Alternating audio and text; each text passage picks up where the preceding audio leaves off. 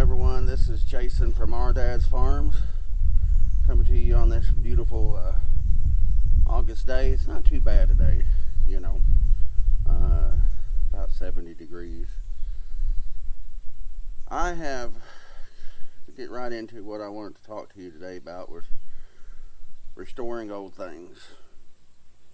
You know, I'm a big fan of restoration, taking something that is broken or old or needing to be fixed,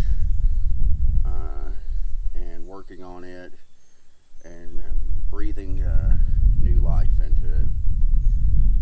I think that's something that we've been missing over the years, as far as in society, where we've gotten so focused on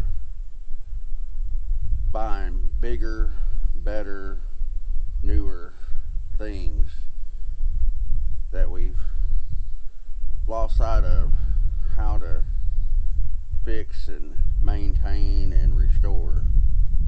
So I've got this, they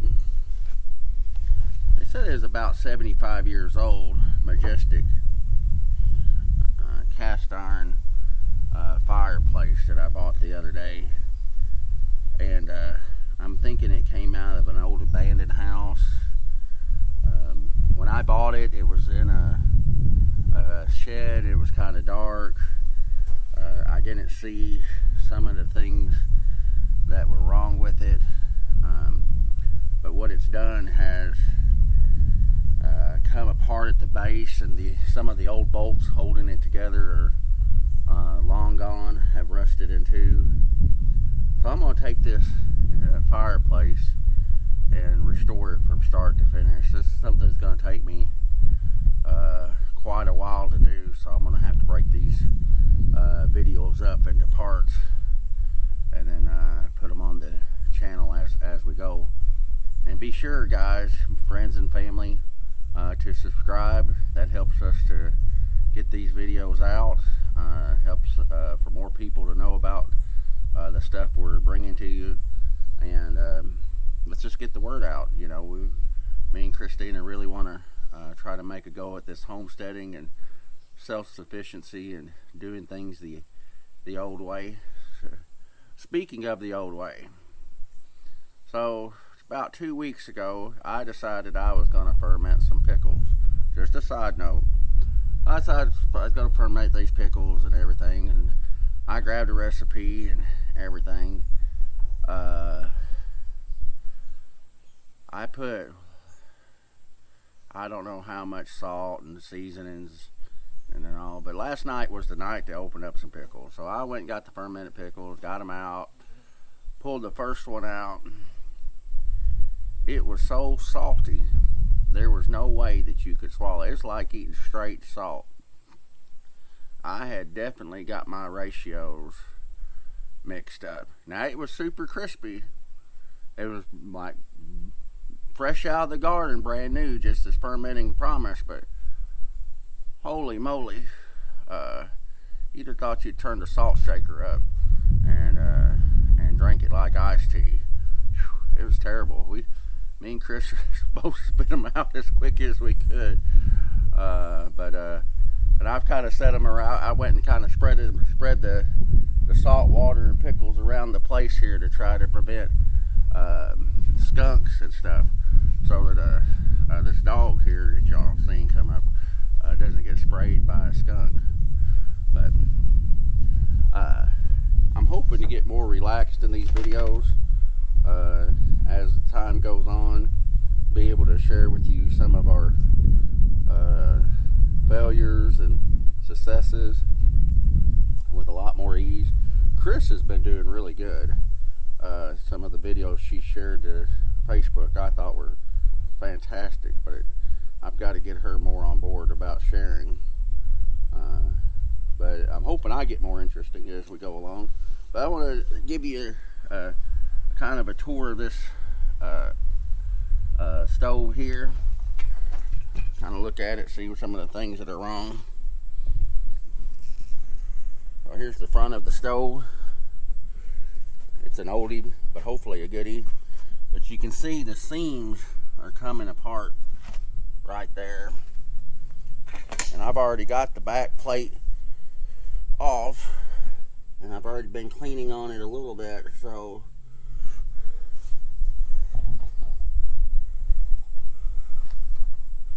and everything. So there's the stove.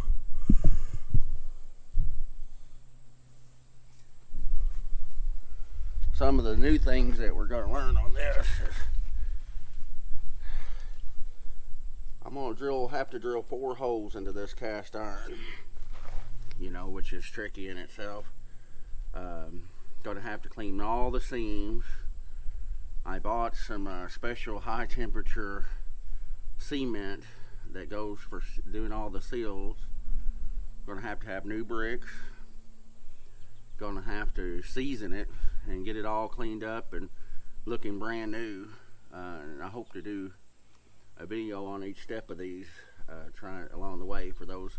Because when I got to looking on YouTube for videos to help me restore this stove, I was very disappointed that what people were calling restoration was actually beautification.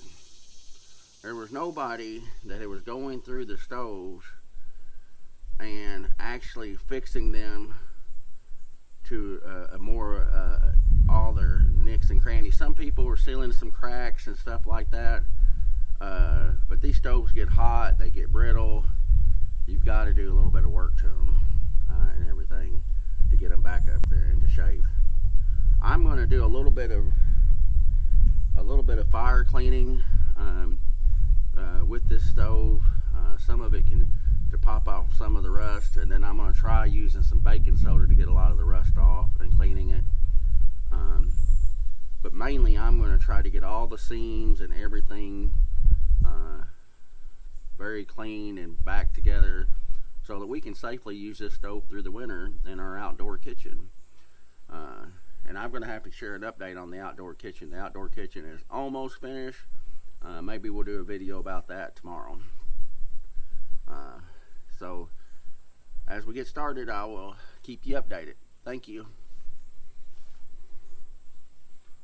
Or as we get started, let's get started, and I will get the breaking down of the stove and the pieces all separated today in this video. Let's see how it goes.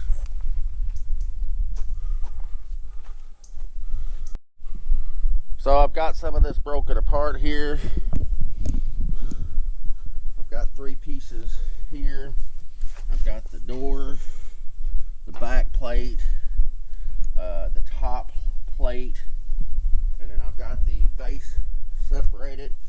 I've already did a little bit of cleaning to try to see what damage has been done. Right in here is where the old bolts used to be, and I'm going to have to grind them off and gently drill them out to replace them. So that's going to be fun. I had to study up on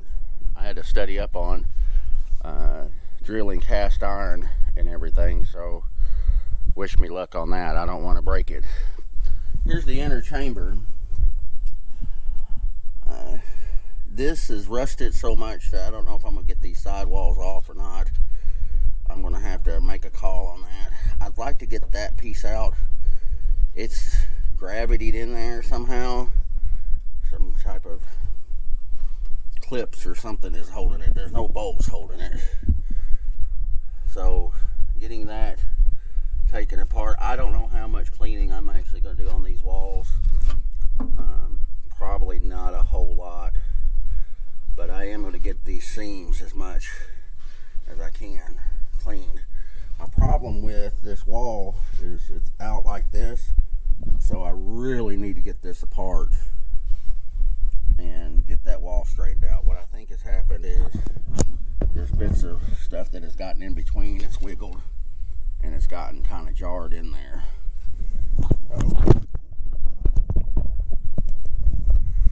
One neat thing that I did find out was, me and my father-in-law was trying to figure this out, is this stovepipe can be mounted here it can be mounted here and it can be mounted on the other side, which I think is pretty cool and everything.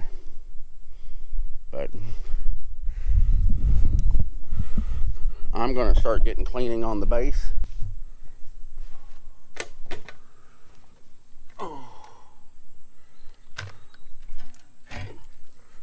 Now what I'm going to do is wear a mask for this, because this is going to kick up all kinds of rust dust.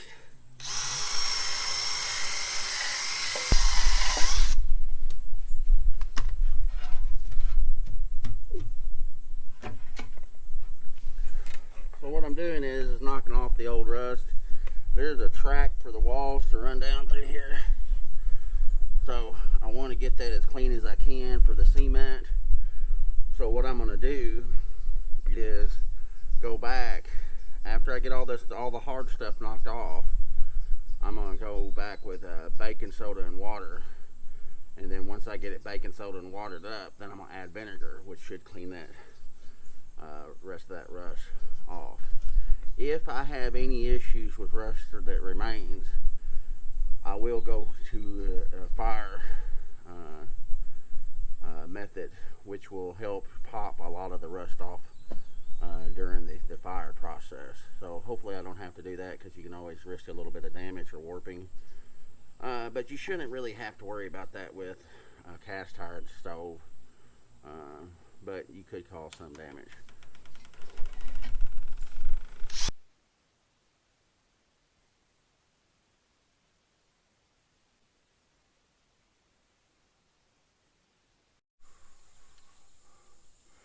Well, it's the next day.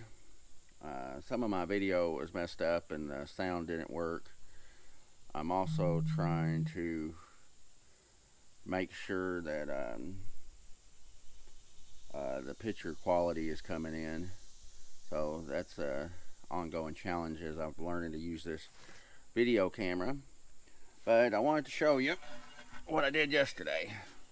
So I cleaned this with the baking soda and the water. Used vinegar, heated it up a little bit. I didn't want to put it in the fire, just didn't really want to risk it. So I decided to go with black paint. So I wanted to keep the black paint out of this track so that I have a good connection with the cement that I'm going to use. So I cleaned out that track, used the high temperature paint to paint around. Looking really good. I drilled these bolts out.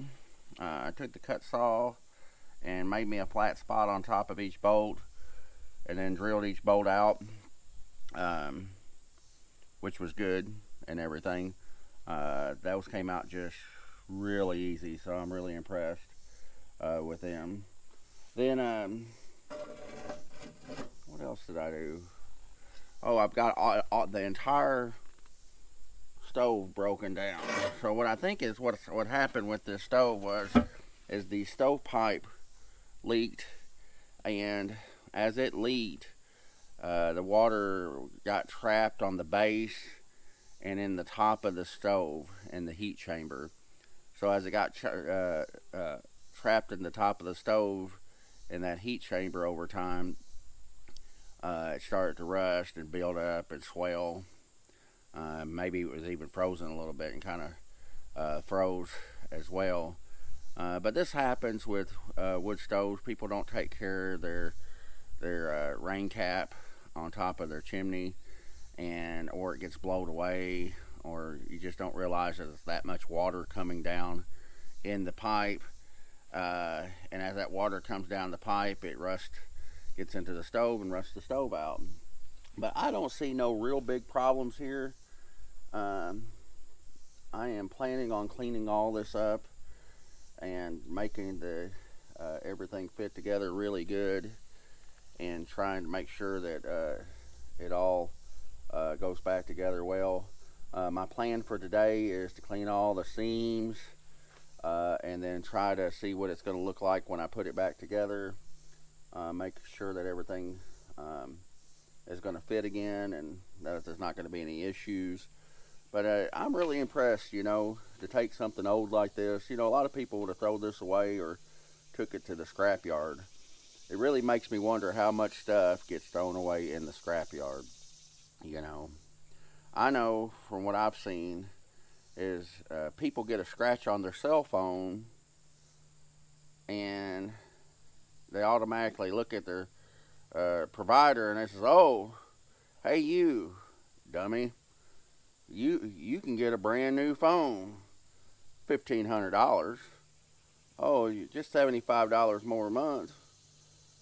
And you take the old phone with the scratch on it and you trade it for the new phone, and then you're locked right back into the system again.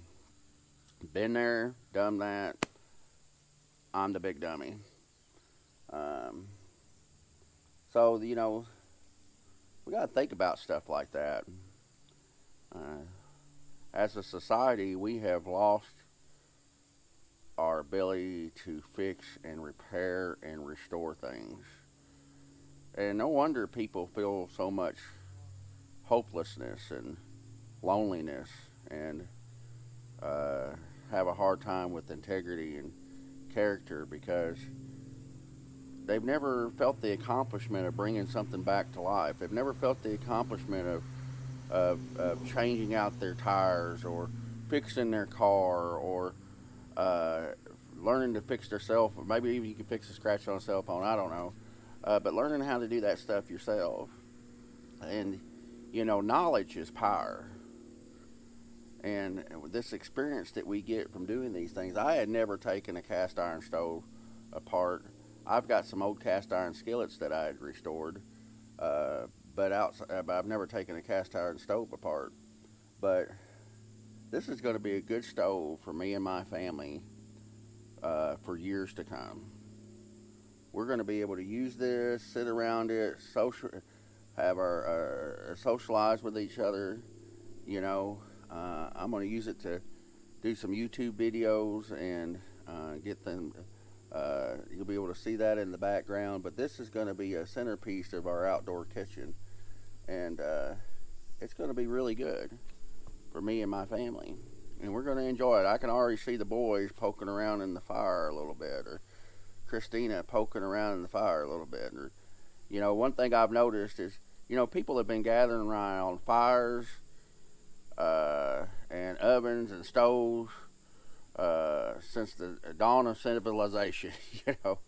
You can be out in the middle of the wilderness and light a fire, and if there's anybody within visual distance, they will come and stand around that fire. People you've never met and talk with you, and fellowship with you.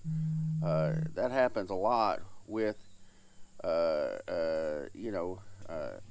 home too, because I've had people come into my house and the stove not even, the fireplace not even been on, and they'll go stand next to it, stand around it. So I'm looking forward to this project. I'm not going to show you all the cleaning on this. I mean, it's just scrubbing wire brush. I wouldn't want to have to sit there and watch somebody scrub and wire brush this stuff. So I'm going to get it all cleaned up, and when I get back with you, I'm going to have one wall put up and going to show you the reassembling of the fireplace. So look for that video, not today, but in 2 days' time. So I'm planning on putting out a video every 2 days because it takes a little while to get them edited, and I'm still trying to figure this out. Well, until the next video, thanks for watching. Please be sure to subscribe to Our Dad's Farm and like this video. Thanks.